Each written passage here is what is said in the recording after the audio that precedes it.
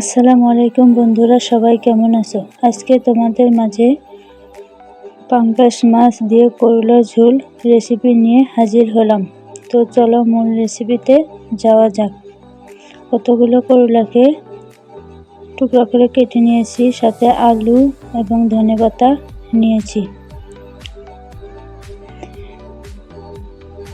পাঙ্গাস মাছগুলোকে ভালোভাবে পরিষ্কার করে নেব।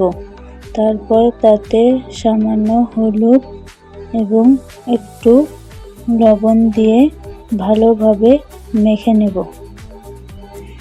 তারপর চুলায় একটা কড়াই বসিয়ে দিয়ে তাতে মরিচের গুঁড়া দিয়ে দেব সামান্য পরিমাণ। তারপর তাতে মেখে রাখা মাছগুলো দিয়ে দেব। মরিচের গুঁড়া দেওয়ার ফলে মাছগুলো উল্টানোর সময় ভেঙে যাবে না এবং কড়াইয়ে লেগে যাবে না। পাঙ্গাস মাছগুলো ভালো করে ভেজে নেব। তারপর অন্য একটা বাটিতে আদা বাটা, পেঁয়াজ রসুন বাটা, টমেটো বাটা, আপনারা চাইলে টমেটো বাটা স্কিপ করতে পারেন,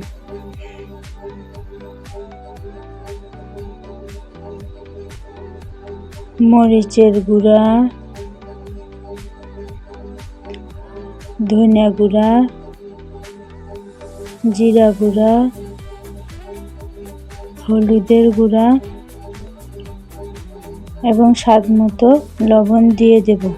তারপর মাছগুলো ভেজে তুলে নেওয়ার পর ওই তেলে সবগুলো উপকরণ দিয়ে ভালো করে নেড়েচেড়ে ভেজে নেব।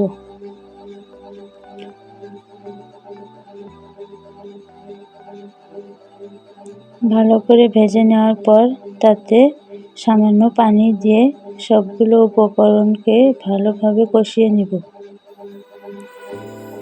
মশলাগুলো ভালোভাবে কষানোর পর তাতে কয়েক টুকরা আলু দিয়ে দেব।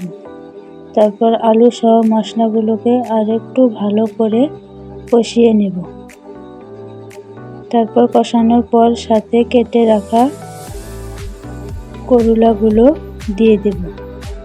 তারপর ভালো করে নেড়ে চেড়ে ঢাকনা দিয়ে ঢেকে একটু ভালো করে কষিয়ে নেব।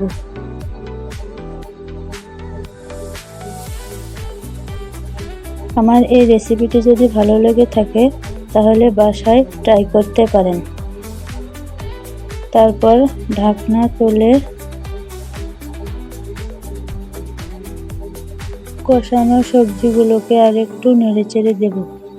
তারপর তাতে পরিমাণ মতো ঝোল দিয়ে দেব।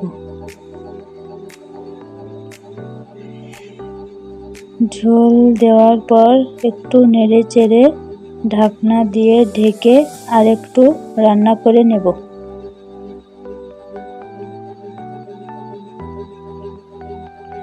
আপনি যদি আমার চ্যানেলে প্রথম এই ভিডিওটি দেখে থাকেন তাহলে চ্যানেলটি সাবস্ক্রাইব করে পাশে থাকবেন।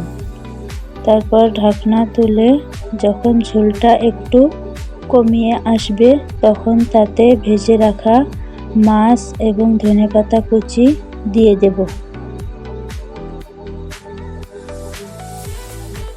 তারপর আরেকটু নেড়ে চেড়ে ঢাকনা দিয়ে ঢেকে আর কিছুক্ষণ রান্না করে নেব।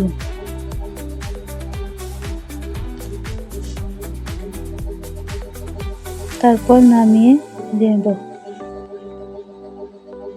আমার এই ভিডিওটি কে কোন জায়গা থেকে দেখছেন কমেন্টে বলে যান। ভিডিওটি দেখার জন্য ধন্যবাদ। পরবর্তী ভিডিও দেখার জন্য আমন্ত্রণ রইল। আল্লাহ হাফেজ।